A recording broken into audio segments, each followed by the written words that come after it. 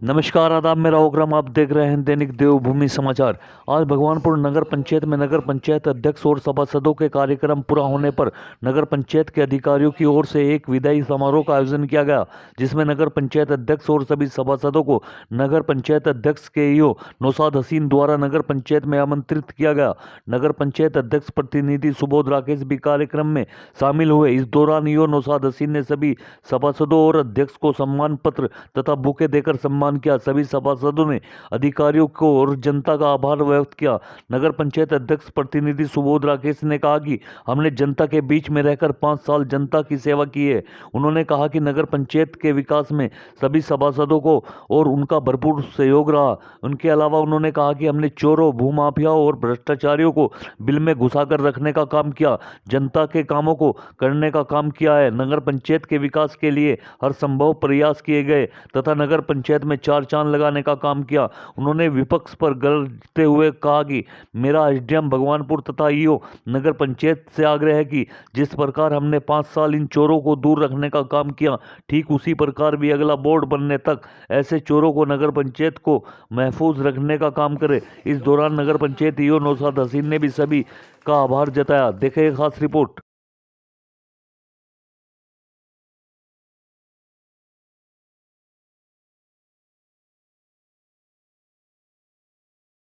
नगर पंचायत भगवानपुर का 5 साल बेमिसाल जो इस समय निकला है, इसके लिए सम्मान आज हमारे ईओ साहब और स्टाफ के माध्यम से रखा गया है। जैसे ईओ साहब ने कहा भी है कि विदाई पार्टी नहीं है, सम्मान पार्टी यहाँ पर आज आयोजित की गई है हमारे चेयरमैन हमारी माता जी के लिए और हमारे सभी सम्मानित सभासदों के लिए।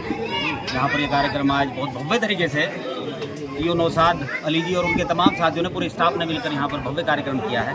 मैं इसके लिए अभिनंदन और स्वागत और धन्यवाद करता हूँ। और मैंने कहा भी मंच के माध्यम से तमाम अधिकारियों से अपने नगर पंचायत के बोर्ड की अवधि समाप्त होने के बाद भी ऐसी व्यवस्था न रहे, गरीब जनता के काम हो, सबका सहयोग हो और जितने भी भ्रष्टाचारी यहाँ इस प्रकार से अवैध कब्जेधारी यहाँ पर लोग हैं, उनकी नकेल जैसे हमने 5 साल कस के रखी है, उसी प्रकार से यहाँ ईओ साहब के माध्यम से और हमारे तमाम अधिकारियों के एसडीएम साहब के माध्यम से कसी रहे और सरकारी ज़मीनों पर बिल्कुल अवैध कब्जे न हो और गरीब आदमी की तमाम समस्याओं का समाधान हो। ये आग्रह हमने मंच के माध्यम से।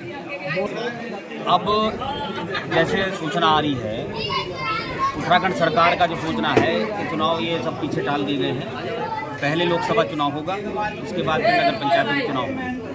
निश्चित रूप से सब लोग जितने भी बोर्ड के हमारे साथी हैं और तमाम सभी के लिए व्यवस्था रहती है, सब लोग अपना अपना प्रयास करते हैं। हमने शुभकामनाएं दी अपने साथियों को कि पुनः जो लोग इस व्यवस्था में वापस आने का प्रयास करें, वो निश्चित रूप से ऊपर वाला उनको कामयाबी दे।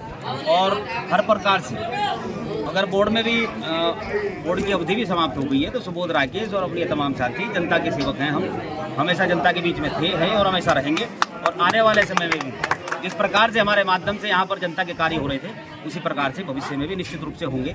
ऐसा विश्वास मैं जनता को दिलाना चाहता हूँ। आखिर क्या होता है, पहले भी इस प्रकार की चीज़ें रही हैं कि कोई बड़ा चुनाव अगर आता है तो छोटे चुनाव को तरजीह नहीं दी जाती है, छोटे चुनाव को बड़े चुनाव के बाद कराने का काम किया जाता है। जिस पार्टी की भी सरकार होती है वो अपने अपने तरीके से चलाने का काम करते हैं। जहाँ तक मैं समझता हूँ, फिलहाल जो वर्तमान सरकार है उनका भी ये सोचना है कि छोटे चुनाव जितने भी हैं उनको बड़े चुनाव के बाद कराया जाए। लोकसभा का चुनाव 6 महीने बाद हमारा होने वाला है। निश्चित रूप से उसके बाद हमारा चुनाव नगर निकाय का हो। जैसे कोऑपरेटिव के चुनाव भी रोके गए हैं, वो भी उसके बाद ही कर दिए गए। तो ये व्यवस्था कहीं ना कहीं इतनी सोच है कि बड़े चुनाव के बाद कराया जाए। मतलब कहने का ये है कि व्यवस्था चाहे कैसी भी, जनता सेवा की करती रहने की, जनता का काम के सामने की ये व्यवस्था है अपने अपने तरीके से सब लोग चलाते हैं। पहले भी हमने देखा है कि किस प्रकार के सिस्टम, किस सोच के साथ लोग चलते हैं। प्रयास उनका यह रहता है कि चाहे विधानसभा चुनाव हो उस पर विजय प्राप्त कैसे करें जिनकी सरकार है, चाहे वो लोकसभा चुनाव हो कि उस पर विजय प्राप्त कैसे करें। अपनी प्रत्येक रणनीति को लेकर सरकारें चलती हैं, उसी प्रकार के तहत ये लोग भी चल रहे हैं। ये व्यवस्था उसी राजनीतिक सिस्टम की है। लेकिन जहाँ तक मेरा मानना है, मेरा आग्रह भी है और मेरा मानना भी है कि इस व्यवस्था पर कानून बनना चाहिए। जिस समय जो चुनाव होना है वो चुनाव होना चाहिए, उसको किसी सरकार के माध्यम से नहीं टालना चाहिए। सरकार की व्यवस्था सरकार अपने तरीके से देखे, लेकिन अगर चुनाव निकाय चुनाव का समय आ गया है तो उसका चुनाव अपने समय पर हो। अगर कोऑपरेटिव का चुनाव आ गया वो अपने समय पर हो, अगर पंचायतों के चुनाव आए तो अपने समय पर हो। ये व्यवस्था निश्चित रूप से सरकार को बनानी चाहिए। किसी भी पार्टी की सरकार हो, सभी से हमारा विशेष आग्रह है।